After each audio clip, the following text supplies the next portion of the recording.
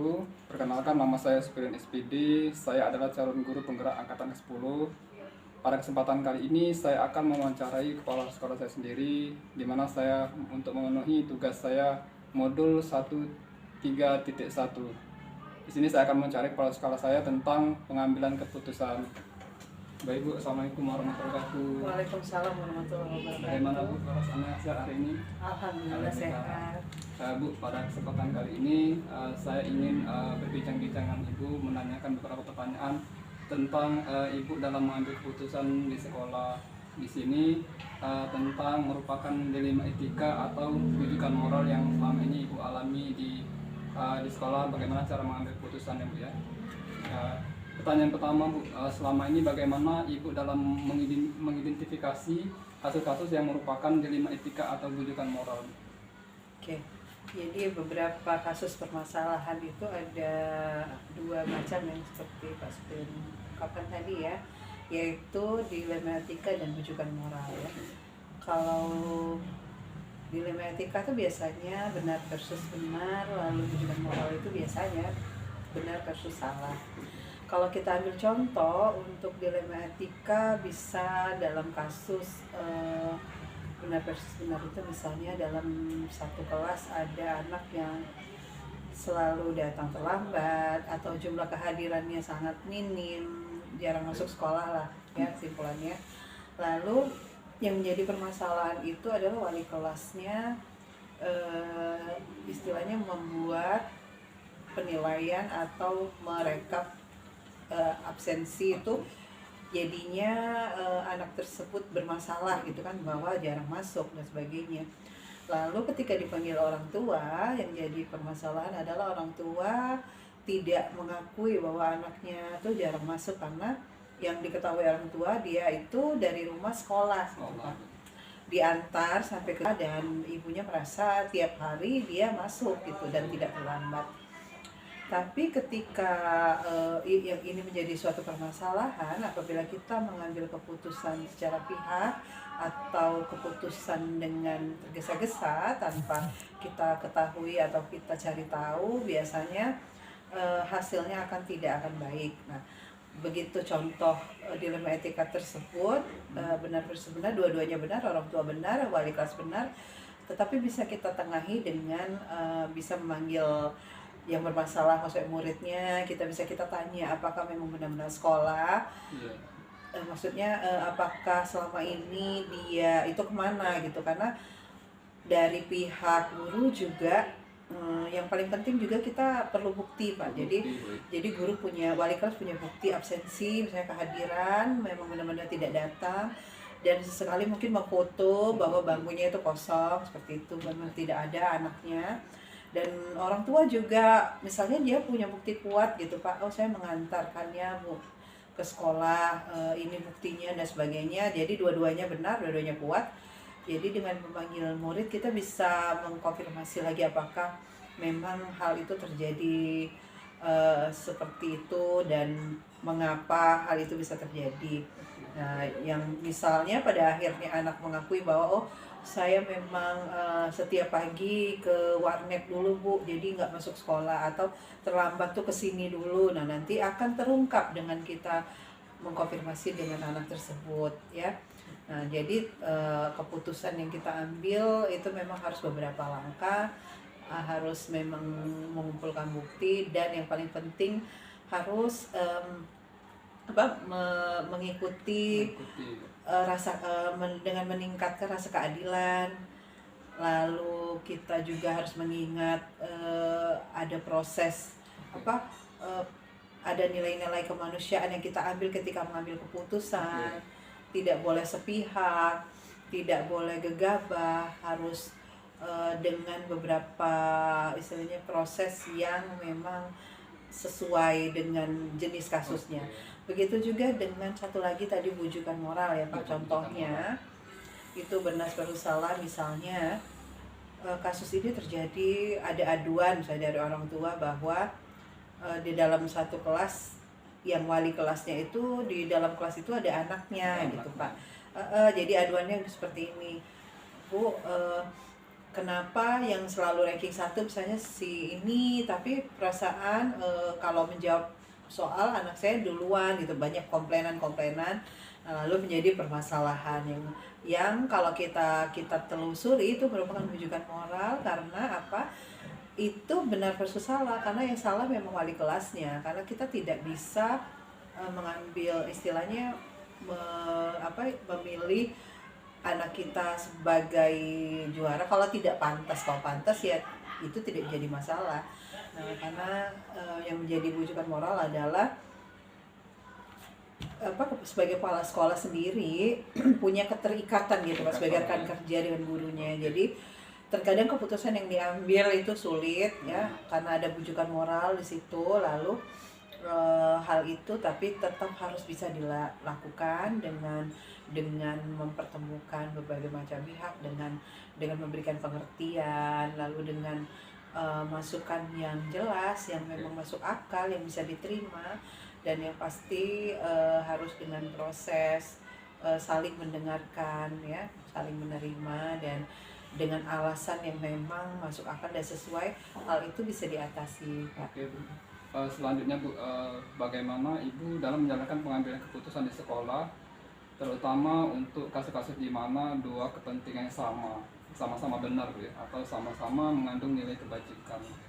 Sama-sama mengandung nilai kebajikan ya. Iya, kalau dua-duanya benar dan dua-duanya kita anggap mengandung nilai kebajikan dalam satu kasus, tentu kita panggil kedua belah pihak, dan yang paling penting itu adalah mendengarkan.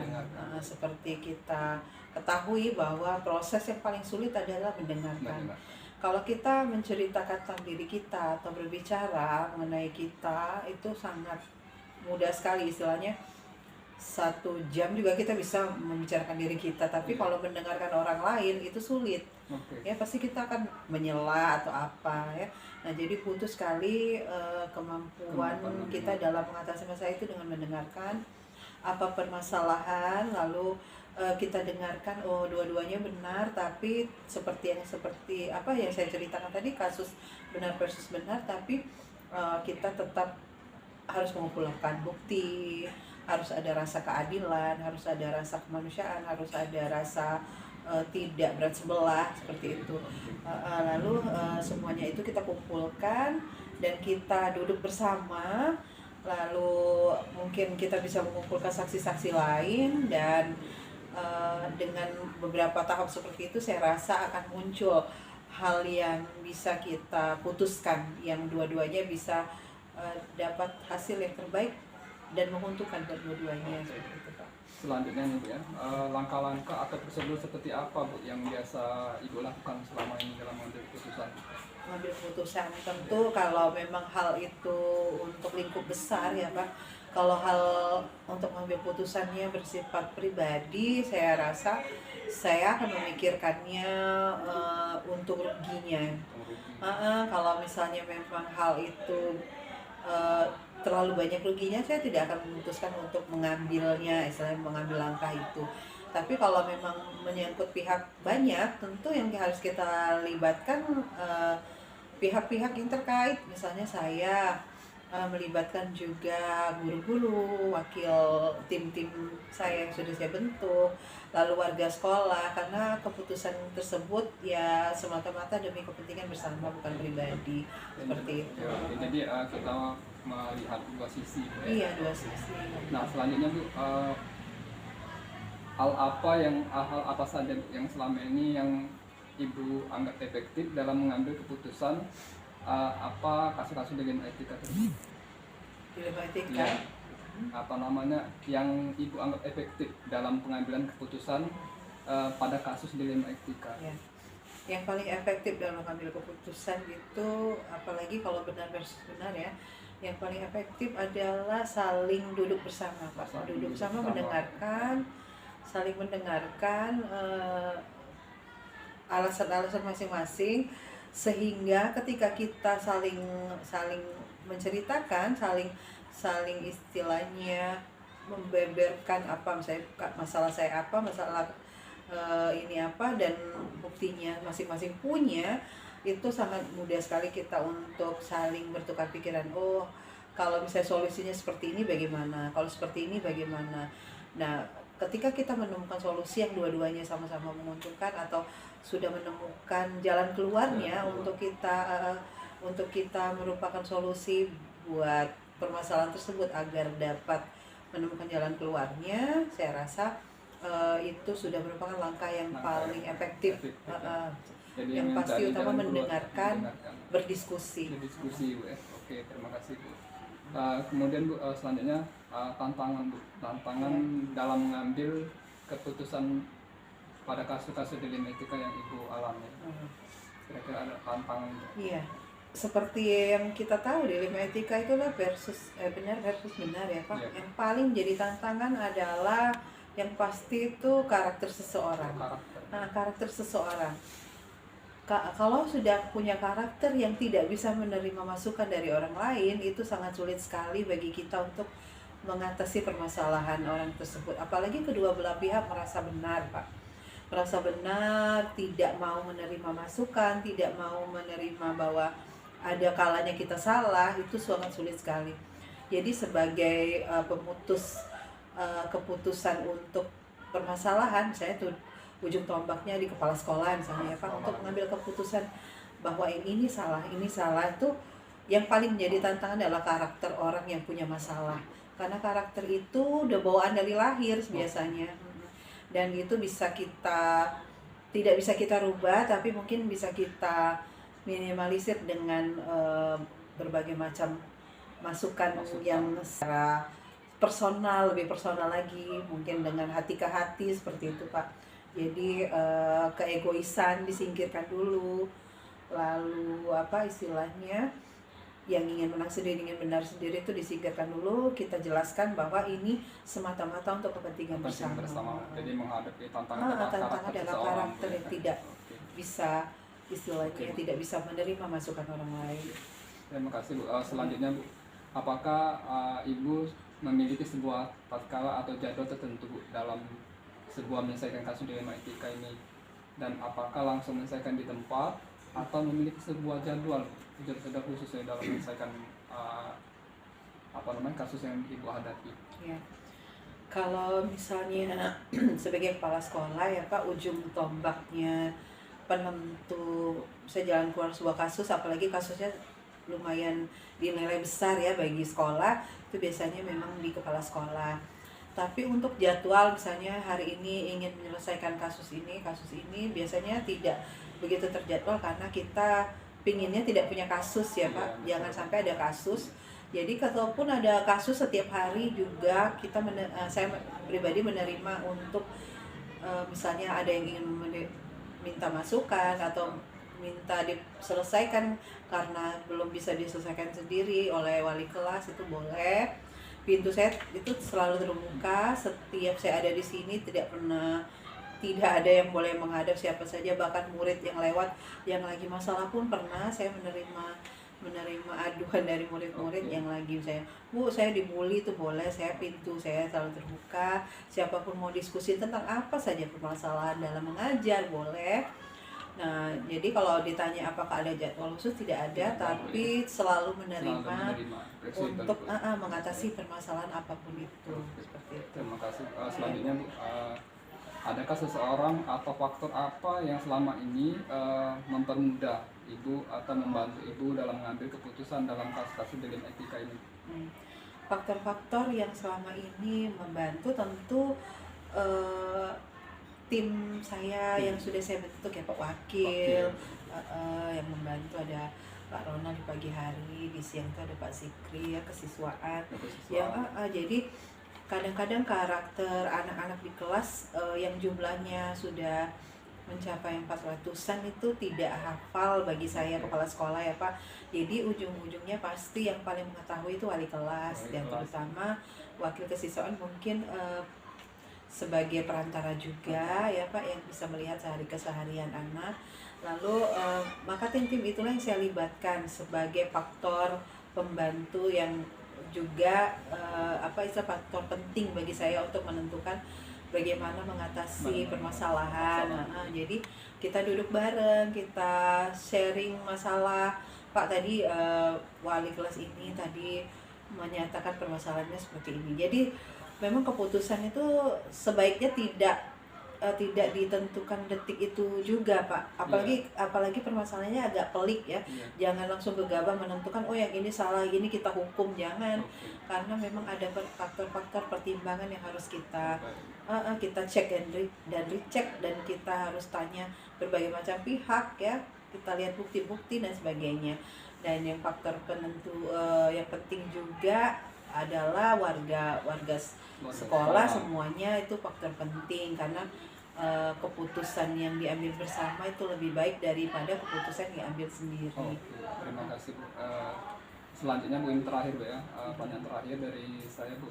Dari semua hal-hal yang telah disampaikan, pembelajaran apa yang dapat Ibu petik dari pengalaman Ibu dalam mengambil keputusan dilema etika ini? Ya. Kalau dilema etika tuh saya sendiri pernah merasakannya karena sebelumnya saya juga guru di sekolah menengah ya Pak, SMP waktu itu. Saya pernah punya masalah dilema etika itu.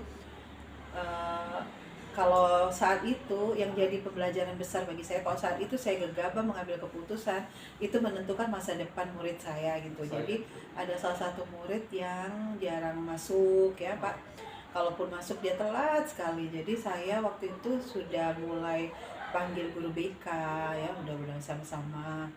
Tapi tidak ada, ketika kunjungan tidak ada, dia tidak ada di tempat, seperti kayak cuek terhadap sekolah, kayak dia ini sepertinya tidak mau sekolah lagi gitu. Tapi akhirnya ada hal-hal yang membuat saya belum memutuskan untuk istilahnya mau dikeluarkan atau tidak. Saya tetap tunggu waktu itu Pak.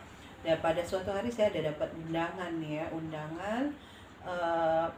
datang ke rumah dia. Waktu itu ada istilahnya kejadian gitu ya Pak. Akhirnya dia nangis, cerita ke saya bahwa selama ini ternyata orang tuanya bermasalah, istilahnya berpisah seperti itu. Lalu dia sering ke rumah bapaknya yang jauh dari sekolah gitu kan, jadi sehingga dia menyebabkan dia telat dan kadang nggak masuk. Dan hari itu bapaknya itu dan kasusnya juga agak bapaknya itu kayak bunuh diri, gantung diri tuh di hadapan mata dia gitu, gantung dirinya. Betapa stresnya dia, betapa bermasalahnya anak ini. Kalau saya waktu itu memutuskan untuk mengeluarkan, bagaimana nasibnya, masa depannya itu tidak ada gitu, tidak ada masa depan. Tapi dengan saya belum memutuskan istilahnya sepihak, saya menunggu dan saya mengumpulkan bukti-bukti bahwa memang latar belakangnya tidak memungkinkan dia untuk mengikuti sekolah dengan baik gitu ya. Jadi dilema etika di situ ada. Lalu keputusan yang saya ambil, saya ajak bicara bersama, duduk bersama. Dia nangis, itu di pelukan saya, dia nangis. Ingat sekali, saya kuatkan bahwa ambil positifnya dari bapaknya, buang yang jeleknya gitu ya, istilahnya kisah-kisah yang tidak baik lupakan. Bagaimanapun dia adalah ayah, lalu pasti ada hal-hal baik yang bisa kita kenang, dan hidup kita harus berlanjut. Dan akhirnya dia istilahnya kata-kata dari saya mungkin merasuk ya Pak. Jadi menguatkan dia. Lalu dia melanjutkan sekolah ke SMA pilihannya, dia bisa masuk.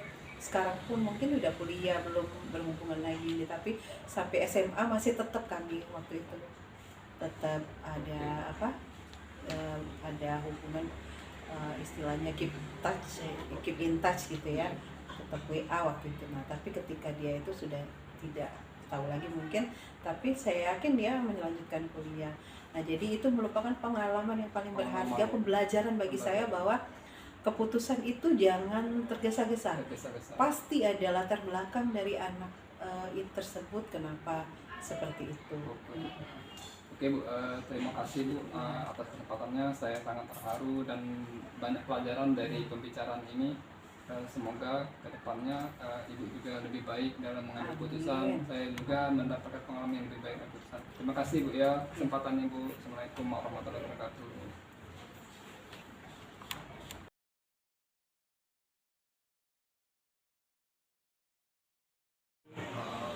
Ketemu lagi lagi dengan saya di sini. Kesempatan kali ini saya mewawancarai kepala sekolah yang kedua, yaitu Ibu Linda Wati SPD MPD dari SD Negeri 181 Palembang. Assalamualaikum Bu, apa kabar? Alhamdulillah ya, terima kasih Bu. Pada kesempatan kali ini saya diberikan kesempatan untuk wawancara. Di sini saya ingin bertanya pada Ibu tentang Ibu dalam menangani kasus atau mengidentifikasi kasus merupakan dilema etika atau rujukan moral di sekolah Ibu. Di sini Bu, saya akan mengajukan beberapa pertanyaan Bu, ya. Yang pertama, selama ini bagaimana Ibu dalam mengidentifikasi kasus-kasus yang merupakan dilema etika atau rujukan moral?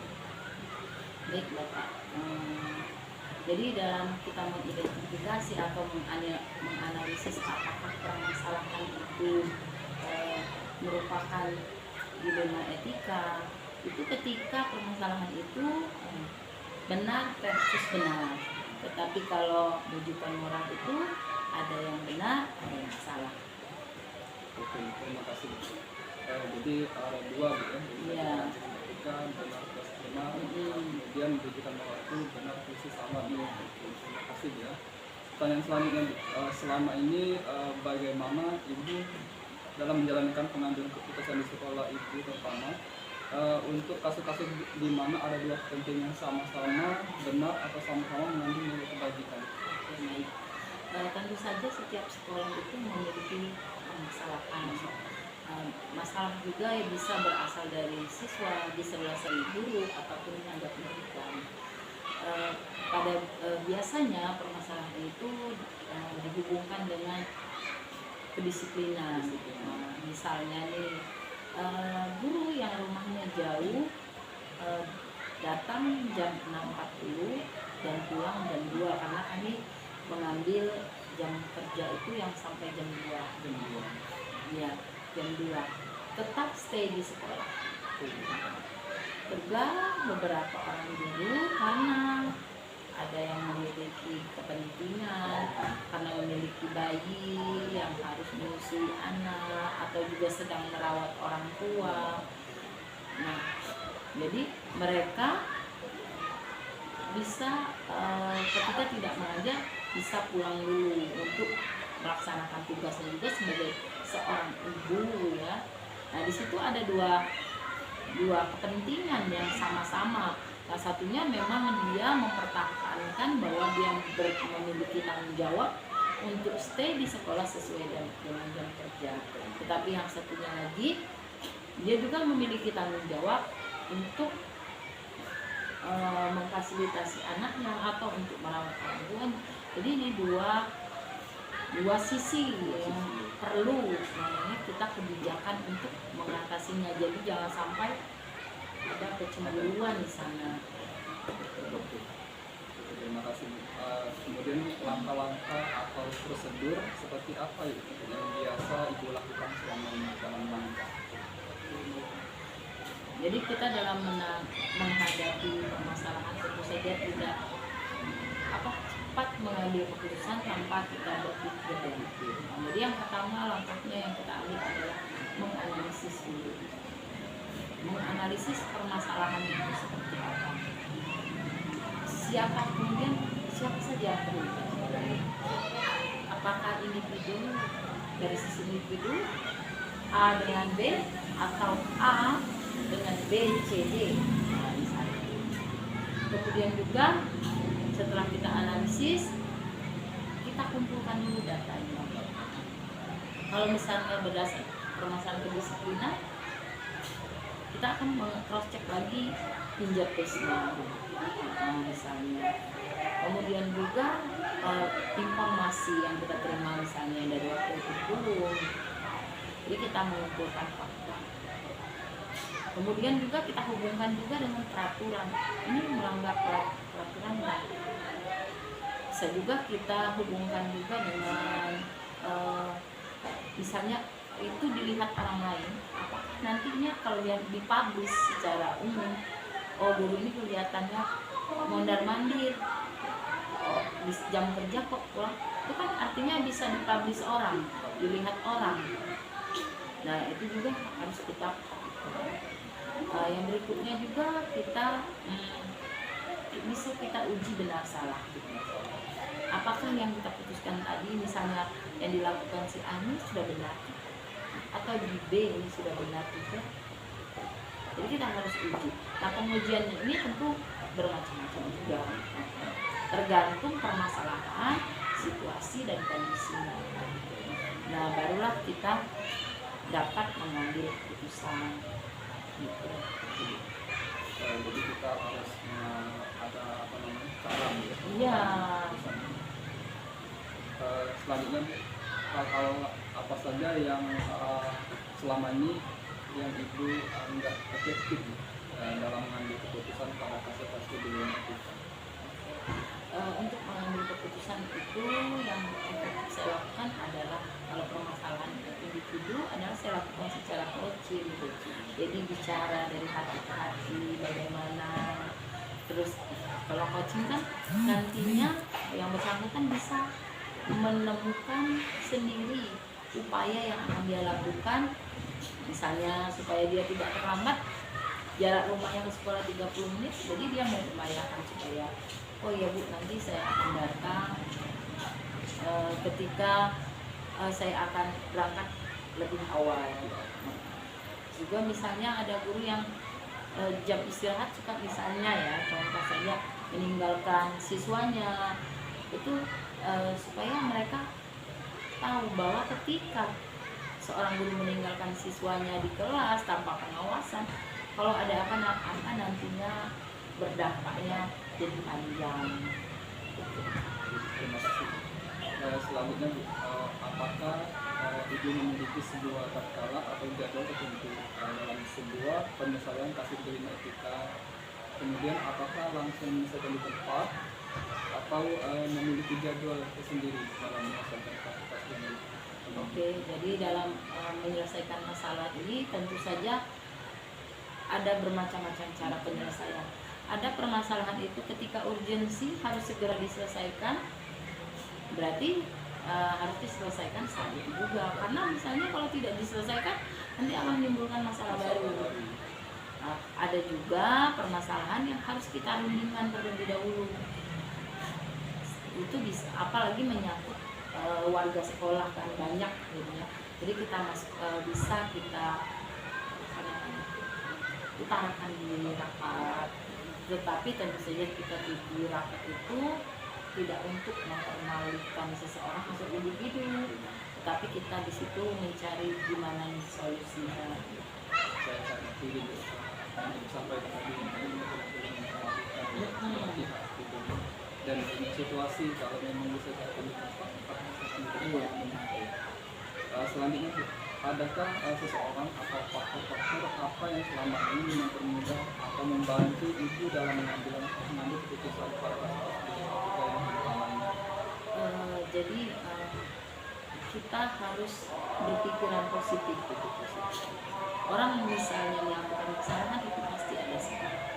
Jadi kita harus berpikiran positif dan berupaya juga untuk melakukan hal yang positif. Yang kedua, gunakan hati. Jadi kita hubungkan hati kita. Biasanya kalau permasalahan itu agak memerlukan sekali saya untuk mengambil keputusan, itu perlu berdiskusi dulu. Saya biasanya diskusikan dengan kepala sekolah yang sudah senior, yang menurut saya bisa memberikan solusi juga. Kalau misalnya masalahnya lebih runcing lagi, misalnya bisa koordinasi dengan pengawas pendidikan. Luar biasa ya. Ini mungkin pertanyaan terakhir. Dari semua hal yang telah disampaikan tadi, pembelajaran apa yang dapat ibu petik dari pengalaman ibu dan mengambil keputusan dari kita? Untuk pengambilan keputusan ini, itu yang pertama, kita jangan mendengarkan satu sisi saja. Jadi perlu kita cross check ulang.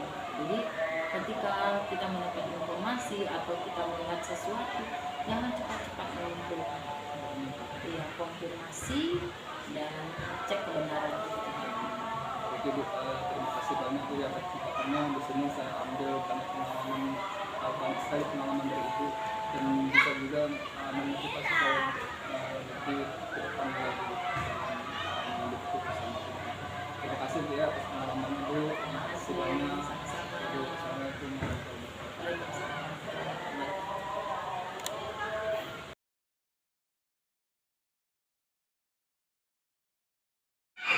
Assalamualaikum warahmatullahi wabarakatuh.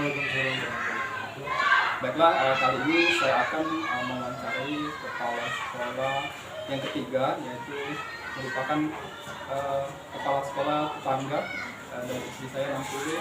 Saya akan mewawancarai kepala sekolah dari SD Negeri 61 Palembang. Baik Pak, Assalamualaikum warahmatullahi wabarakatuh. Selamat pagi Pak. Apa kabar Pak? Alhamdulillah. Pak, minta waktunya sebentar, di mana di sini saya memenuhi tugas saya sebagai calon guru penggerak angkatan 10 pada modul 3.1. Saya diberikan tugas untuk mewawancarai kepala sekolah tentang bagaimana kepala sekolah tersebut dalam mengambil keputusan, yaitu keputusan etika moral atau pendidikan moral di sekolah yang Bapak pimpin. Di sini saya mengajukan beberapa pertanyaan Pak.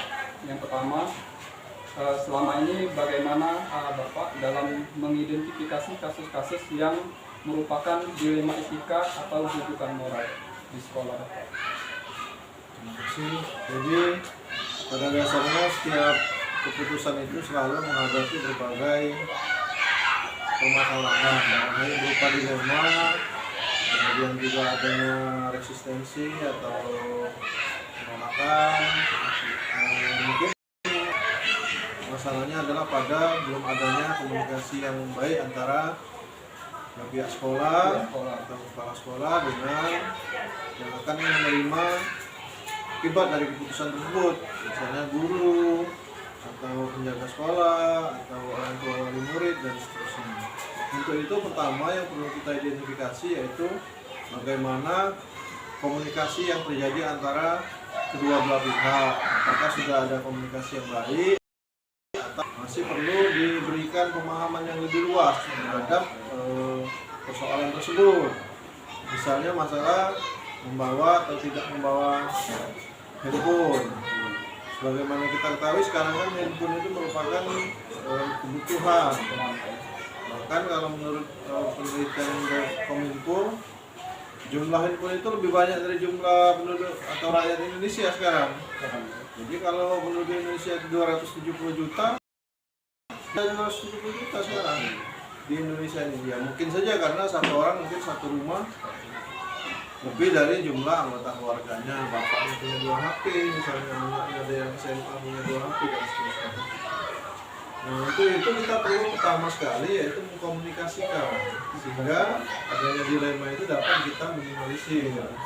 Contohnya tadi membawa HP kalau demi untuk kepentingan belajar mestinya diperbolehkan. Tapi kemudian pemahaman anak juga bahwa kadang HP itu digunakan untuk hal-hal yang tidak sesuai dengan pembelajaran. Misalnya dia main game dan seterusnya, yang tidak produktif kalau untuk proses pembelajaran. Terima kasih Pak. Selanjutnya pertanyaan selanjutnya, selama ini bagaimana Bapak dalam menjalankan pengambilan keputusan di sekolah Bapak, terutama untuk kasus-kasus di mana ada dua kepentingan yang sama-sama benar mengandung nilai kebajikan? Contohnya misalnya masalah, saya berikan contoh dulu nanti baru kita kasih bagaimana solusi yang kami belokkan. Contohnya misalnya masalah absensi daftar hadir guru. Kami sangat terpaksa karena situasi kondisi anak sarana sekolah terpaksa 2 kali belajar, jadi double shift istilahnya, pagi dan siang. Karena ruangan tidak cukup untuk jumlah kelas yang ada. Bagaimana dengan guru? Maka absensi guru itu kan dibagi 2 juga, ada pagi dan siang. Nah, sementara berbagai situasi setiap orang itu kan berbeda. Ada guru yang rumahnya jauh, pagi hari dia sibuk untuk anak-anaknya begitu dan seterusnya ya, rumah tangga. Maka yang kami lakukan pertama, kalau ada hal yang dua-duanya sebenarnya benar gitu, dua-duanya harus kita dengarkan. Maka kami melakukan diskusi rapat gitu ya dengan pihak-pihak yang berkepentingan. Jadi setiap keputusan kita harus musyawarah Pak ya? Iya, musyawarahkan dulu ya. Oke Pak, terima kasih. Selanjutnya pertanyaan selanjutnya, langkah-langkah atau prosedur seperti apa Pak yang biasa Bapak lakukan selama ini dalam mengambil keputusan, langkah-langkahnya apa prosedur? Yang pertama kita harus menentukan dasar dari keputusan tersebut.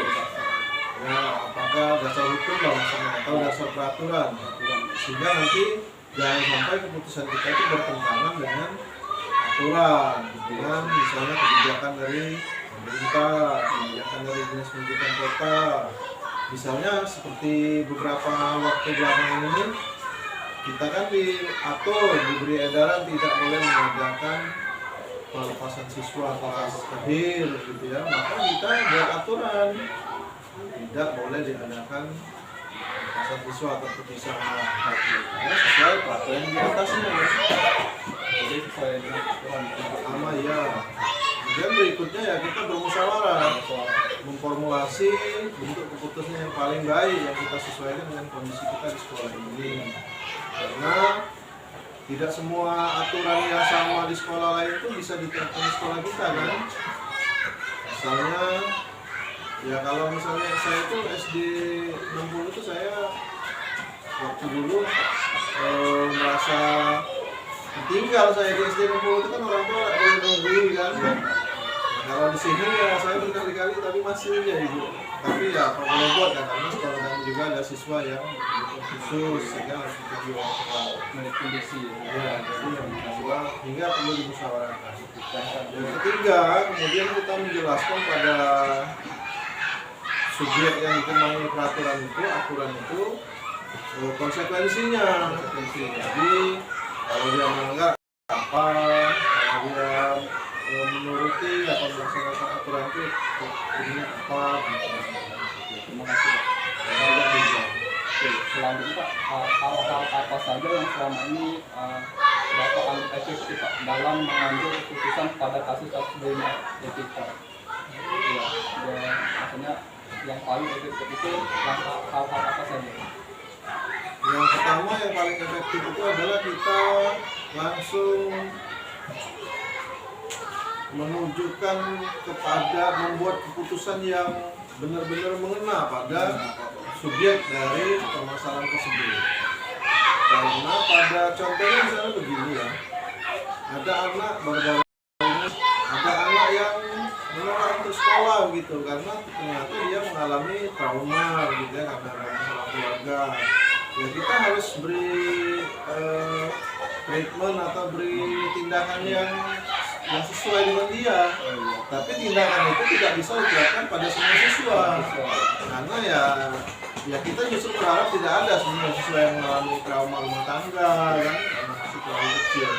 Tapi apa boleh buat namanya manusia kan?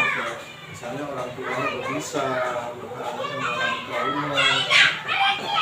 Nah itu kita beri treatment khusus, kita beri tindakan yang khusus untuk dia gitu. Dan tidak bisa diterapkan untuk yang lain. Maka yang paling efektif itu kita melihat kasusnya dulu, kasus per kasus. Mengetahui kebutuhan anak. Iya. Selanjutnya hal-hal apa saja yang selama ini merupakan tantangan Pak, tantangan dalam pengambilan pada kasus-kasus dilema etika? Tantangan yang paling ini itu adalah resistensi yang disebabkan oleh ketidakmengertian atau kurangnya informasi yang lengkap mengenai keputusan tersebut. Karena kan kebiasaan kita dalam yang paling mengerikan kebiasaan kita itu adalah berbicara sebelum memahami masalah gitu. Sebenarnya memahami masalah baru berbicara. Contohnya misalnya ya Ya, misalnya kebijakan kita menutup gerbang utama, misalnya tidak tutup, maka yang lain yang di luar mesti dulu. Dia boleh jualan dan sebagainya kan. Lalu dijelaskan permasalahannya. Kalau ada tamu, bawa mobil, susah kan. Ada tamu dari dinas, mau masuk susah karena banyak masalah. Dia harus diberi penjelasan dulu. Kemudian juga ada diskusi yang mencarikan solusi terhadap permasalahan tersebut.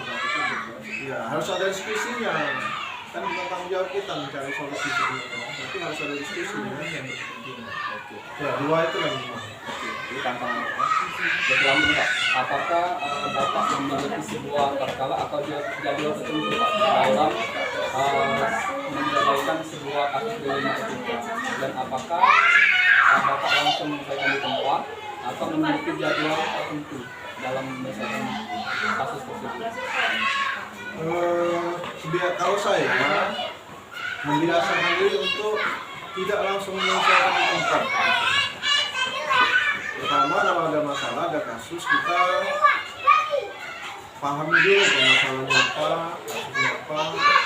Kita beri kesempatan masing-masing yang bersangkutan yang terkait dengan masalah tersebut, guru, orang tua, masyarakat di sekitar sini, kita beri kesempatan untuk mengungkapkan dulu permasalahan tersebut. Karena kalau langsung menyelesaikan on the spot, itu biasanya ada eksis lain yang kemudian baru muncul setelah kita buat keputusan.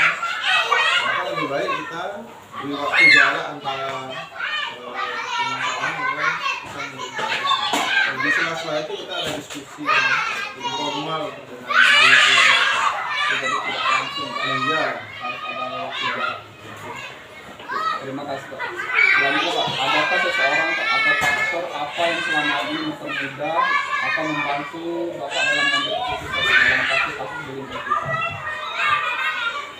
Yang membantu itu misalnya adalah kemampuan atau kompetensi guru kami sendiri. Jadi guru-guru kami, saya berterima kasih mereka memiliki ya, guru pegawai juga memiliki kemampuan untuk memahami berbagai permasalahan yang biasanya justru sudah berulang-ulang gitu ya. Karena setiap tahun itu sebenarnya sekolah itu kan setiap tahun itu sebenarnya rata-rata masalahnya sama. Hanya orangnya pelakunya berbeda. Karena berganti siswa kan, berganti orang tua kan.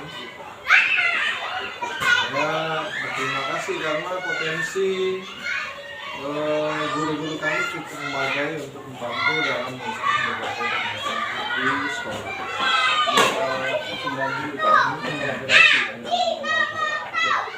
Ini Pak, pertanyaan terakhir Pak ya,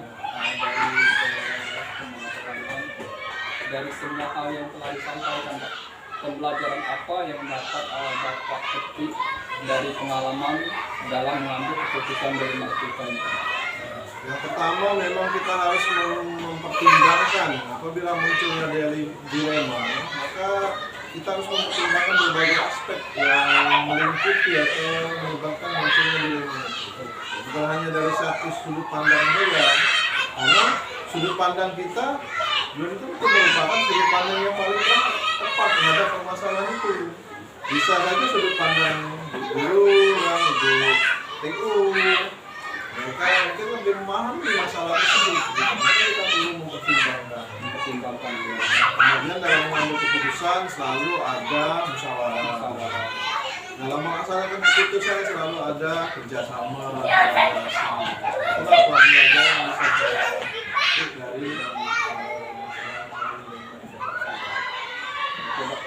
Terima kasih Pak banyak atas wawancara ini Pak ya. Semoga apa yang Bapak sampaikan juga bermanfaat pada saya ke depannya dan juga Bapak lebih baik lagi. Terima kasih Pak ya atas waktunya. Assalamualaikum warahmatullahi wabarakatuh.